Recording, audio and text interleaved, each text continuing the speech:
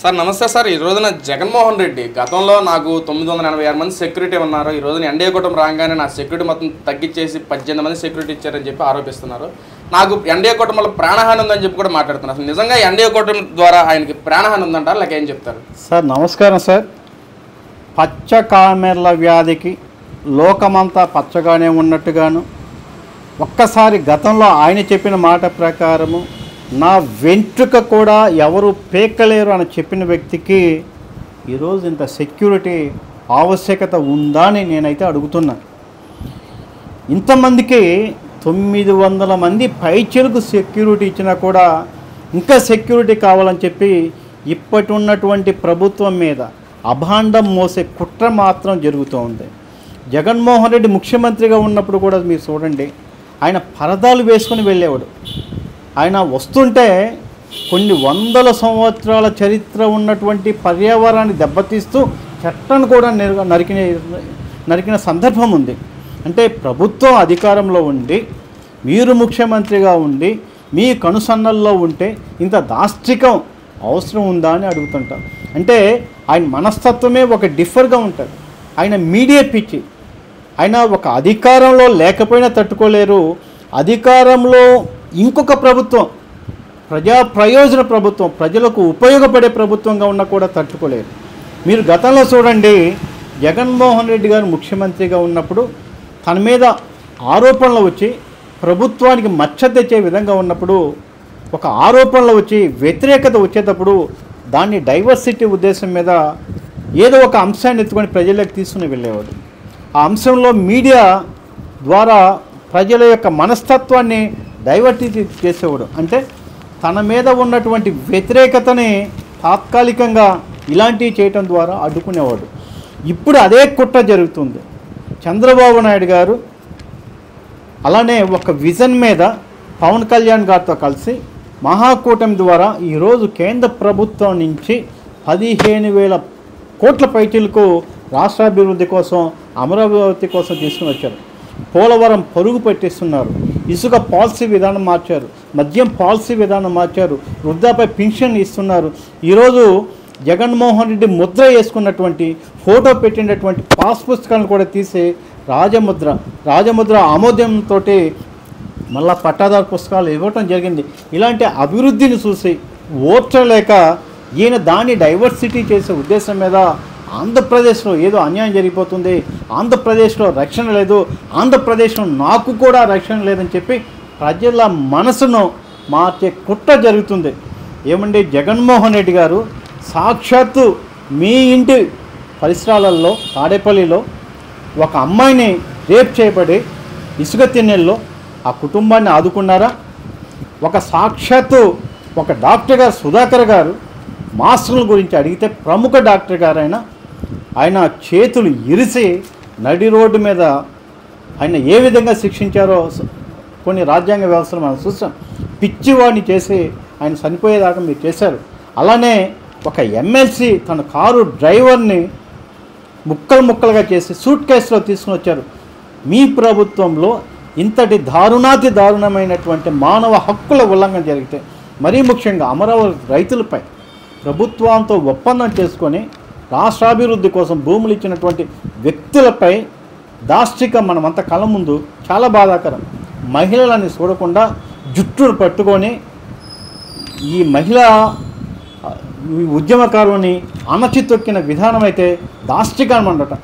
ఇలాంటి పైచాచిక ఆనందం పొందిన మీరు ఎంతో ప్రశాంతతగా ప్రజాస్వామ్యబద్ధంగా జవాబుదారీతనంగా సెక్యూరిటీ ఇచ్చినా కూడా చంద్రబాబు నాయుడు గారు నాకు వద్దని చెప్పి తను వస్తున్న మార్గ మధ్యంలో ట్రాఫిక్ను కూడా ఆపవద్దని చెప్పి పోలీసు యంత్రాంగం చంద్రబాబు నాయుడు గారు వస్తున్న సందర్భంలో పరదా పట్టలేసినా కూడా దయచేసి వద్దని చెప్పి, చెట్లు నరుగుతుంటే వద్దని చెప్పి, నేను సైతం ఒక సామాన్య మానవుడిగా వెళ్ళాలి తప్ప నాకు అదనపు సెక్యూరిటీ వద్దని కోరుకున్నటువంటి వ్యక్తి చంద్రబాబు నాయుడు గారికి మీకు పోలిక ఎక్కడ ఉంది? అంటే 11 సీట్లు ఇచ్చినా కూడా మీరు మార్పు రావట్లేదు. ప్రజలు బుద్ధి చెప్పినా కూడా ఇంకా మీలో మార్పు రాకపోవటం చాలా బాధాకరం. మీకు ప్రతిపక్ష నాయకుడిగా కూడా అర్హత లేదని చెప్పినప్పటికీ మీరు న్యాయస్థానం తలుపులు నొక్కారు. అలానే సెక్యూరిటీ మీద న్యాయస్థానం తలుపులు వచ్చారు. ఒక్కసారి జగన్మోహన్ రెడ్డి గారికి ముఖమాటం లేకుండా చెప్తున్నాను, జగన్మోహన్ రెడ్డి గారికి రాజ్యాంగం పట్ల కానీ, శాంతి భద్రతల పట్ల కానీ, కోర్టు తీర్పుల పట్ల కానీ విశ్వాసం, నమ్మకం లేనటువంటి వ్యక్తి. ఎందుకన్నట్లయితే ఆంధ్రప్రదేశ్లో జగన్మోహన్ రెడ్డి గారు ముఖ్యమంత్రిగా ఉన్నప్పుడు 12,881 కోర్టు ధిక్కరణ కేసులు ఉన్నాయి. అంటే న్యాయస్థానాల తీర్పును మీరు గౌరవిస్తున్నారా? న్యాయస్థానం ప్రొటెక్షన్ కల్పించండి, హక్కుల ఉల్లంఘన జరుగుతుందంటే ప్రశ్నించే వాడి మీద ఎన్ని తప్పుడు కేసులు పెట్టారు మీరు? మీలాంటి వ్యక్తే కదా గతంలో తప్పుడు కేసులు ఉంది.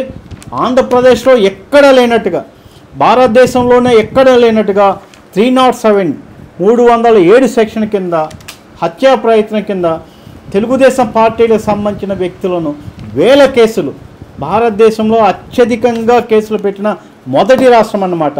అంటే మీరు అధికారంలో ఉంటే మీ పార్టీ వ్యక్తులపై అధికారం లేనటువంటి ఒక సామాన్యులు హత్యా ప్రయత్నం చేస్తారా జగన్మోహన్ రెడ్డి గారు?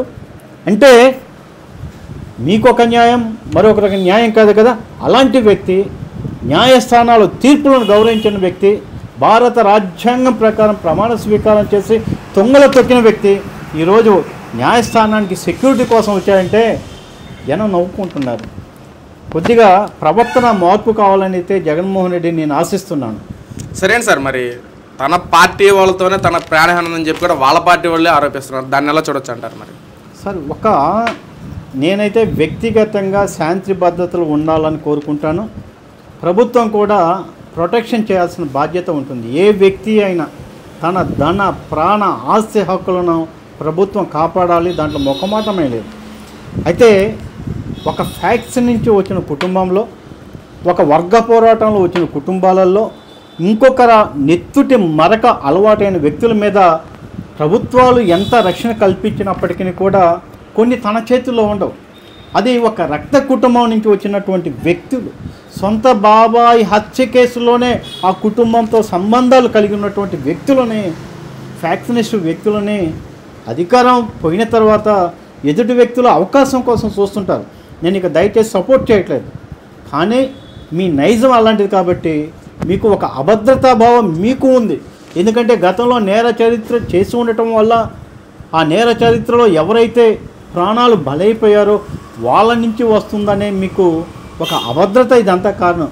అంతేగాని ఈ అభద్రత నుంచి మీరు బయటపడే కోణంలో ప్రభుత్వాన్ని దోషిగా, ప్రభుత్వం వచ్చి గట్టిగా 100 రోజులు కూడా లేదు సార్. మొదటి రోజే అసెంబ్లీకి నల్ల వస్త్రంతో వెళ్ళారంటే వీళ్ళ యొక్క చరిత్ర ఎంత దారుణంగా ఉందో అర్థం చేసుకోండి.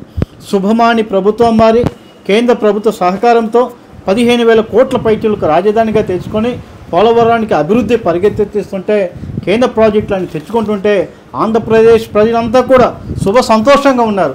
ఒకవైపున న్యాయవాదులు ఏపీ టైటిలింగ్ యాక్ట్తో, మరొక వైపు ఇసుక రద్దుతో, మరొక వైపు వృద్ధాప్య పెన్షన్ పంచడం ద్వారా వృద్ధులు, మరొక పక్కన ఎవరి ఆస్తి అండి, ఎవరి ఆస్తి మీద మీ ఫోటోలు పెట్టుకున్నారండి? ఇది మీరు ఇచ్చిన ఆస్తి కాదు కదా. ప్రజలు వంశ పారంపర్యంగా తరతరాలుగా కష్టార్జితం చేసుకున్నటువంటి ఆస్తి మీద మీ పట్టాదారు పాస్ పుస్తకాలు వేసుకున్నారే, దాన్ని చంద్రబాబు నాయుడు రద్దు చేయడమే కాదు, తన ఫోటోలు వేసుకోలేదు, ఆంధ్రప్రదేశ్ రాజముద్ర పుస్తకాలు వేసుకుని పంపిణీ చేస్తున్నారు. ఇలా ఒక బాధ్యతాయుతంగా, ఒక జవాబుదారీతనంగా, సమన్వయంతో కూర్చొని చక్కగా మహాకూటమిలో స్వేచ్ఛగా, సమన్వయంగా కూర్చొని డిబేట్ చేస్తున్నారు. మీరు ఉన్నప్పుడు చూడండి, సింగిల్ సింహం అని చెప్పి ఒక్కడే నిర్ణయాలు ఉన్నాయి. సలహాదారులు అయితే ఉన్నారు, 100 కోట్లు దోపిడీ చేసి పెట్టారు, ఎవడి సలహా వినలేదు. విననటువంటి సలహాదారులకి ప్రజల సొమ్ము దారాదత్తం చేసుకొని రాష్ట్రాన్ని అధ్వానంగా చేసుకొని 100 రోజుల్లో ఈ మహాకూటమి అద్భుతంగా పాలన చేస్తుంటే ఓర్చుకోలేక నింద చేయాలని నెపం మీద ఈ విధంగా మీరు దొడ్డిదారిన కోర్టు తలుపులు వచ్చి కోర్టు అమూల్యమైన సమయాన్ని వృధా చేస్తున్నారు. నా బాధ అది. ఎందుకంటే ప్రజా వ్యక్తిగా, ప్రజాపాలకుడిగా జవాబుదారీతనం ఉండాలి. మీ కోడికత్తిలో ఏం జరిగిందో చూడండి. అంటే కోర్టును అడ్డం పెట్టుకోవడం ద్వారా విలువైన సమయాన్ని వృధా చేయడం అనేది ఒక న్యాయవాదిగా నేను బాధపడుతున్నాను. సరే సార్, మరి గతంలో చూసుకుంటే కోర్టుకు రాకుండా ఎన్నో కారణాలు చెప్పి తప్పించుకున్నారు జగన్మోహన్ రెడ్డి. ఇప్పుడు నాకు సెక్యూరిటీ లేదని చెప్పి కారణం తప్పించుకుంటే ఒకవేళ కోర్టు ఎలాంటి డెసిషన్ తీసుకోబోతుందండి కోర్టుకు రాకుండా?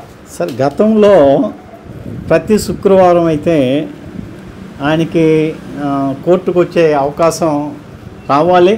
దాన్ని అనేక సందర్భాల్లో తప్పించుకున్నాడు. ఇంతవరకు ఏ దేశంలో ఎవరూ లేనంతగా ఆప్షన్ పిటిషన్ ఇవ్వటం జరిగింది.